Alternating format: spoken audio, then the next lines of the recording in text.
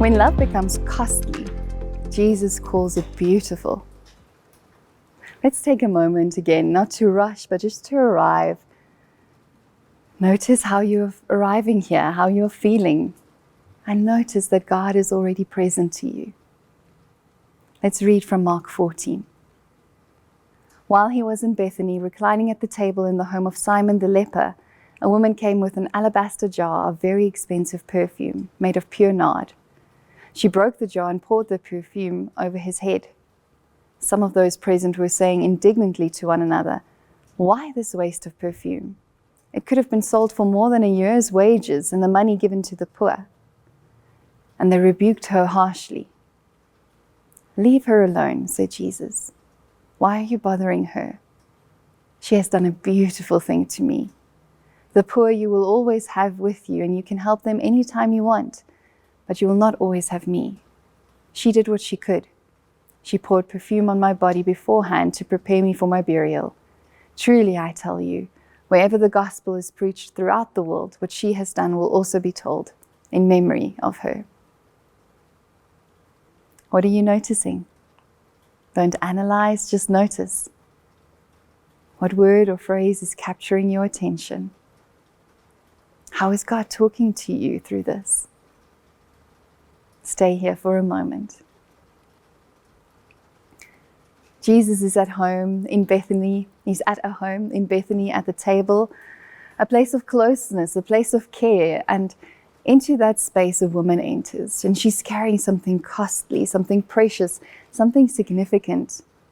And then she breaks it, not carefully, not sparingly. She pours it out. And what looks like waste to others is to her love. It's worship.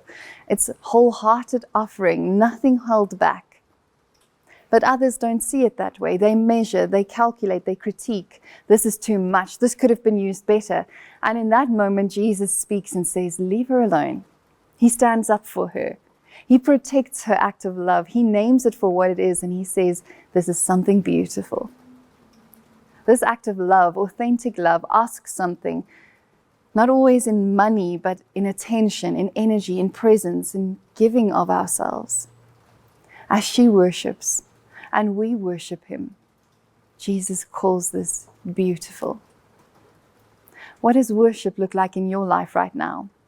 Because worship is more than singing. Loving Jesus can take on so many forms as we respond to who he is and what he has done for us. So where are you maybe holding back? And as you consider this, don't go to guilt or be harsh with yourself.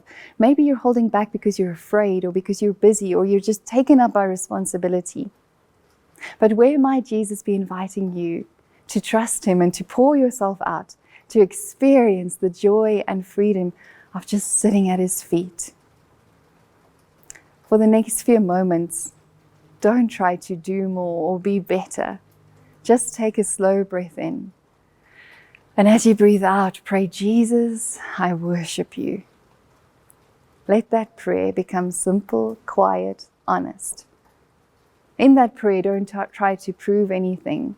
Don't try and prove yourself, but just offer yourself to him again as you walk with the suffering Jesus toward the cross, toward the empty grave, toward resurrection. Amen.